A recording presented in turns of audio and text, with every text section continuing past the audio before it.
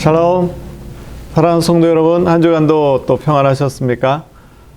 이렇게 이제 무더위가 기승을 부리는데 늘 건강 유의하시고 또 평안한 가운데 또 말씀 가운데 늘 항상 승리하시기를 간절히 소망합니다. 오늘도 같이 함께 우리 문제 푸시면서 말씀 함께 보도록 하겠습니다. 7월 24일이었고요.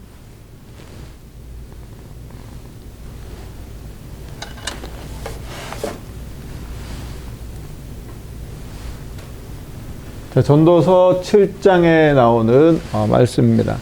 형통한 날에는 기뻐하고 곤고한 날에는 어떻게 합니까? 되돌아보아라. 기뻐하고 되돌아보고 이 두 가지를 하나님이 병행하게 하사 사람이 그의 장래 일을 능히 헤아려 알지 못하게 하셨느니라. 우리의 삶이, 우리의 미래가 어떻게 될지 우리가 정확하게 예측하거나 판단할 수 없습니다.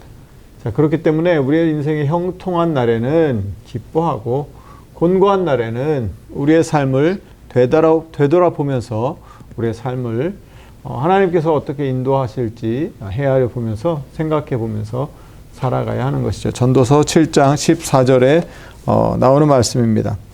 전도서 7장에 1절에 이런 말씀 나옵니다. 좋은 이름이 좋은 기름보다 낫고 죽는 날이 출생하는 날보다 나으며 초상집에 가는 것이 잔치집에 가는 것보다 나으니 모든 사람의 끝이 이와 같이 됨이라. 산 자는 이것을 그의 마음에 둘지어다. 슬픔이 웃음보다 나음은 얼굴에 근심하는 것이 마음에 유익하기 때문이니라. 지혜자의 마음은 어디에 있습니까? 초상집에 있으되 우매한 자의 마음은 혼인집에 있느니라. 그래서 마음이 어디에? 즐겁고 여기가 있는 게 아니라 슬픔이 있고 아픔이 있는 그곳에 지혜자의 마음은 바로 그들을 헤아리고 그들을 돌보고 그들을 위로하는 곳에 그 마음과 삶이 있다고 하는 것입니다. 두 번째 문제입니다. 전도서 8장에 나오는 말씀인데요. 누가 지혜자와 같으며 누가 사물의 이치를 아는 자냐? 사람의 지혜는 그의 얼굴에 광채가 나게 하나니 그의 얼굴에 사나운 것이 변하느니라. 내가 권하노라. 왕의 명령을 지키라. 이미 하나님을 가리켜 맹세하였음이니라. 자, 지혜로우면 그 얼굴에 광채가 나게 하고 그의 얼굴에 사나운 것을 변하게 한다는 것입니다. 지혜가 그냥 단순히 똑똑하고 현명하고 이게 아니라 우리의 몸에, 우리의 삶에 구체적인 어떤 그런 변화들을 가져오는 것이죠. 지혜로운 사람은 그 얼굴에서 광채가 나고 여유가 있고 생각의 폭이 넓고 많은 것들을 헤아려서 알 수 있습니다. 그렇지 않은 경우에는 어떻습니까? 지혜롭지 못하면 뭔가 한쪽으로 치우쳐 있거나 생각에 어떤 것들에 이렇게 고정되어 있으면 그것들을 반대하는 것들을 막 견제하려다 보니까 얼굴이 항상 긴장되어 있고 그리고 항상 이게 평안함을 잃어버리게 되는 것이죠. 여러분, 지혜가 우리의 얼굴에 광채를 나게 합니다. 여러분 우리의 얼굴은 지금 어떻습니까? 여러분 하나님의 말씀과 지혜로 광채가 나시는 줄로 믿습니다.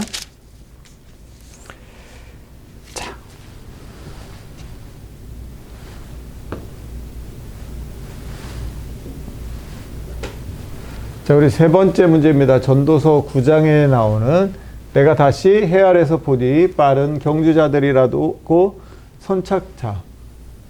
빠른 경주자들이라고 선착한 것이 아니며 용사들이라고 전쟁에서 승리하는 것이 아니며 지혜자들이라고 음식물을 얻는 것도 아니며 명철자들이라고 재물을 얻는 것도 아니며 지식인들이라고 은총을 입는 것도 아니니 이는 시기와 기회는 그들 모두에게 임함이니라. 전도서 9장 11절에 나오는 말씀입니다. 자, 전도서 이 9장 말씀에 자, 이 모든 것이 다 어디에 있습니까? 하나님 손 안에 있는 것이죠. 전도서 9장 1절 말씀 보시면 이렇게 나옵니다. 이 모든 것을 내가 마음에 두고 이 모든 것을 살펴본즉 의인들이나 지혜자들이나 그들의 행위나 모두 다 어디에 있습니까? 하나님의 손. 이 모든 것이 다 하나님의 손에 있다고 하는 것입니다. 사랑을 받을는지 미움을 받을는지 사람이 알지 못하는 것은 모두 그들의 미래의 일들임이니라. 자, 그러면서 4절에 모든 산자들 중에 들어있는 자에게는 누구나 소망이 있으면 산 개가 죽은 사자보다 낫기 때문이라. 살아있는 개가 죽은 사자, 죽은 사자가 뭘 할 수 있겠습니까? 그것보다는 산 개가 훨씬 낫다는 것이죠. 자, 9절 말씀입니다. 내 헛된 평생의 모든 날. 자, 헛된.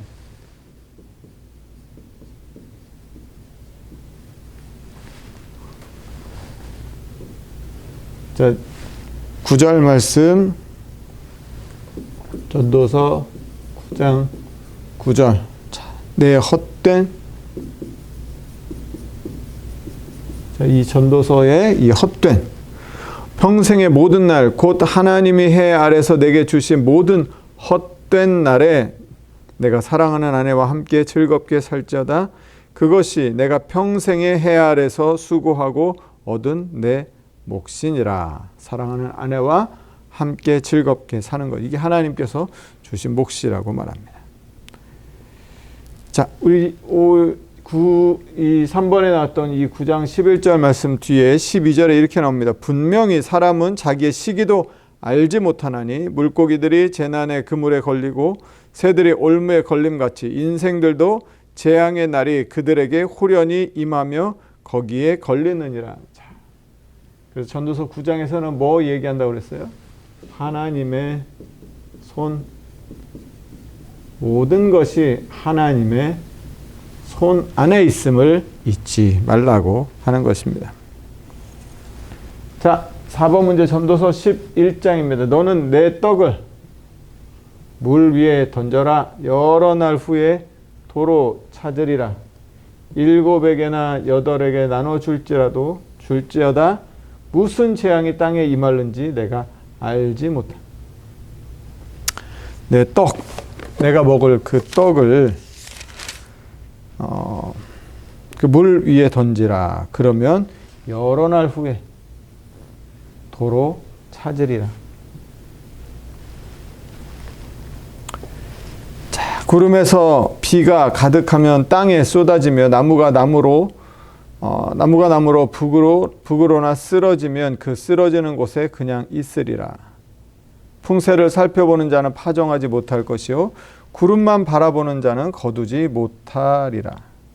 너는 아침에 씨를 뿌리고 저녁에도 손을 놓지 말라. 이것이 잘 될는지 저것이 잘 될는지 혹 둘이 다 잘 될는지 알지 못함이니라. 빛은 실로 아름다운 것이라 눈으로 해를 보는 것이 즐거운 일이로다. 사람이 여러 해를 살면 항상 즐거워할지로다. 그러나 캄캄한 날들이 많으리니 그 날들을 생각할지로다. 다가올 일은 다 헛되도다. 자, 계속해서 말씀해 주시는 게 뭐예요? 어떻게 될지 알지 못한다는 것입니다. 자, 아침에 씨를 뿌리고 저녁에도 손을 놓지, 이게 잘 될지 저게 잘 될지 알지 못하기 때문에 너무 내가 지금 이렇게 하는 게 잘 될 거다 너무 확신하지도 말고, 내 삶은 왜 이렇게 됐을까, 이것 때문에 너무 낙심하지도 말라는 것이죠.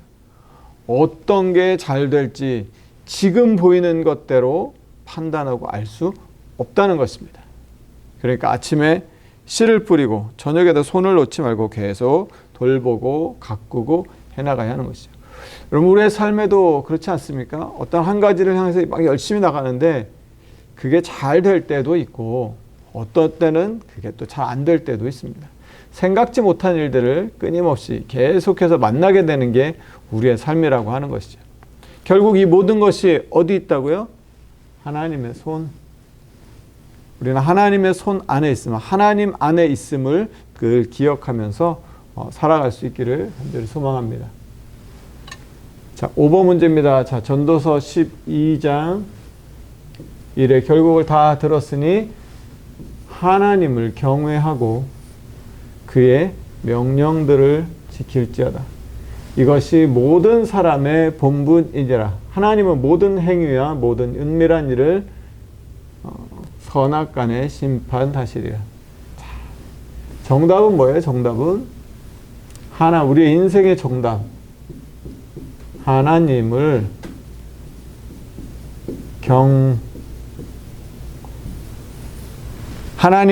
경외하는 것이 우리의 삶의 답이라는 것입니다.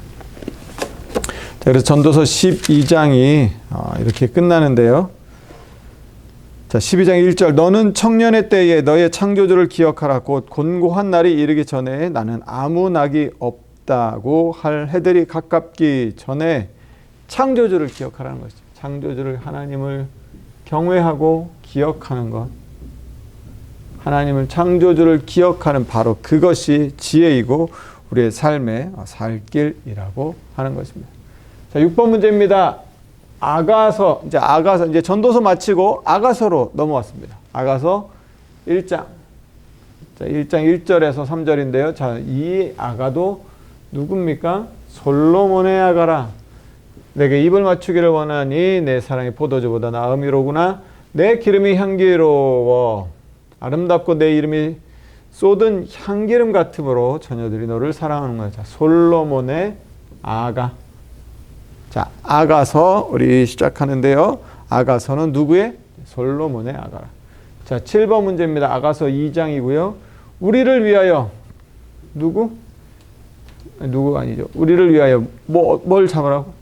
여우, 그 포도원을 허무는 작은 여우를 잡으라. 우리의 포도원에 꽃이 피었음이로다. 포도원을 허무는 어떤 동물이 나타나나요? 여우를 잡아라. 자, 아가서 2장의 10절 말씀 보시면 아가서 2장 10절 말씀. 나의 사랑하는 자가 내게 말하여 이르기를 나의 사랑 내 어여쁜 자야 일어나서 함께 가자. 겨울도 지나고 비도 그쳤고 지면에는 꽃이 피고 새가 노래할 때가 이르렀는데 비둘기의 소리가 우리 땅에 들리는구나. 무화과 나무에는 푸른 열매가 익었고 포도나무는 꽃을 피워 향기를 토하는구나. 나의 사랑 나의 어여쁜 자야 일어나서 함께 가자. 바위 틈 낭떠러지 은밀한 곳에 있는 나의 비둘기야 내가 내 얼굴을 보게 하라. 내 소리를 듣게 하라. 내 소리는 부드럽고 내 얼굴은 아름답구나. 이런 사랑을 노래하는 바로 아가서 말씀입니다. 자, 8번 문제입니다. 아가서 4장. 북풍아 일어나라. 남풍아 오라. 나의 동산에 불어서 향기를 날리라. 나의 사랑하는 자가 그 동산에 들어가서 그 아름다운 열매를 먹기를 원하노라. 자, 북풍아, 남풍아, 향기. 여러분 어떤 찬양 이렇게 떠오르지 않으세요?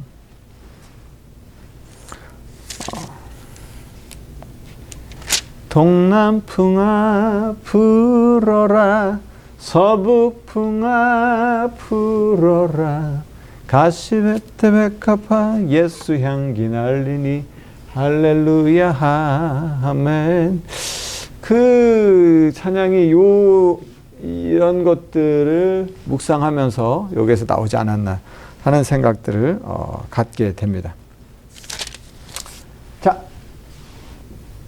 이 말씀은 아가서 4장 16절에 나오고, 자, 9번 문제입니다. 아가서 8장.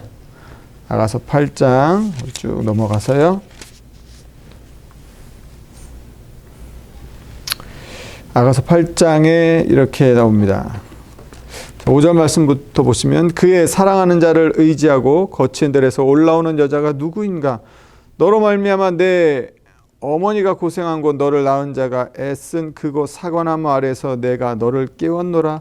너는 나를 무엇같이요? 도장같이 마음에 품고 도장같이 팔에 두라. 도장을 이렇게 꽉 찍은 것처럼 마음에 품고 도장같이 팔에 두라. 사랑은 죽음같이 강하고, 사랑은 무엇같이 강해요? 죽음같이 강하고, 어쩌면 죽음보다.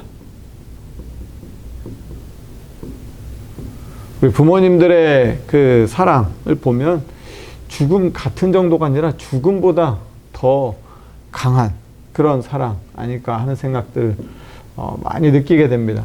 우리 하나님의 사랑은 뭐 말할 것도 없고요. 죽음같이 강하고 질투는 스올같이 잔인하며 불길같이 일어나니 그 기세가 여호와의 불과 같으니라. 자, 10번 문제입니다. 자, 이제 아가서 말씀도 아가서 8장까지 말씀 끝나고 이사야로 오는데요. 자, 이사야 말씀입니다. 하늘이여 들으라, 땅이여 귀를 기울이라. 자, 이사야, 자, 이 말씀이 1장 2절부터 나오는 말씀인데요. 자, 하늘이여 들으라, 땅이여 귀를 기울이라. 여호와께서 말씀하시기를 내가 자식을 양육하였거늘 그들이 어떻게 해요? 거역하였도다. 소는 그 임자를 알고 나귀는 그 주인의 구유를 알건만은 이스라엘은 이스라엘은 알지 못하고 나의 백성은 깨닫지 못하는도다 하셨도다. 자, 하나님께서 지금 이제 하시는 말씀이 뭐예요? 들으라, 귀를 기울이라, 말씀하시기를. 자식을 양육하였는데 그들이 거역한다는 거야. 자식을 낳았는데 그 자식이 부모를 거역하는 그 마음. 하나님께서 이스라엘 백성들을 택하시고 그들을 사랑하시고 그들을 위하시고 그들을 위해서 정말 아낌없는 사랑과 구원의 은혜를 베풀어 주셨는데 그들이 어떻게 해요? 하나님을 거역하였도다. 자, 그래서 나의 백성이 깨닫지 못하는도다. 자, 이렇게 이사야가 시작합니다. 1장 1절은 유다 왕 우시야와 요담과 아하스와 히스기야 시대의 아모스의 아들 이사야가 유다와 예루살렘에 관하여 본 계시라.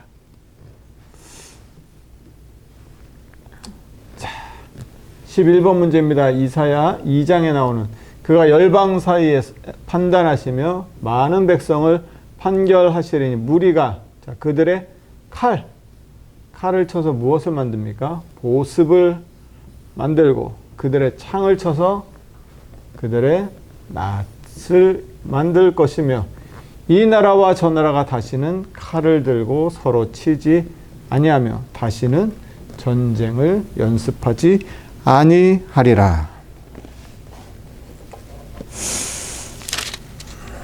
자, 칼을 쳐서 보습을 만드는 그리고 이 창을 쳐서 낫을 만들어서 다시는 서로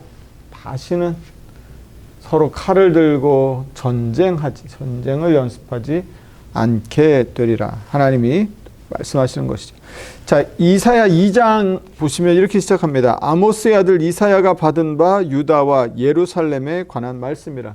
자, 유다와 예루살렘. 유다와 예루살렘에 관한 말씀인데요. 말일에 여호와의 전에 산이 모든 산 꼭대기에 굳게 설 것이요 모든 작은 산 위에 뛰어나리니 만방이 그리로 모여들 것이라. 많은 백성이 가며 이르기를 오라 우리가 여호와의 산에 오르며 야곱의 하나님의 전에 이르자. 그가 그의 길을 우리에게 가르치실 것이라. 우리가 그 길로 행하리라 하리니 이는 율법이 시온에서부터 나올 것이요 여호와의 말씀이 예루살렘에서부터 나올 것임이라. 그가 열방 사이에서 판단하시며 많은 백성을 판결하시리니. 하나님께서 이렇게, 그래서 많은 무리들이 이렇게 되는 그런 세상, 그렇게 되리라고 이사야를 통해서 이사야가 말씀하고 있습니다. 자, 12번 문제입니다. 이사야 6장. 서로 불러 이르되. 이사야 6장. 자, 이사야의 그 소명장으로 우리가 잘 알고 있는 거룩하다 거룩하다 거룩하다 만군의 여호와여, 그의 영광이 온 땅에 충만하도다.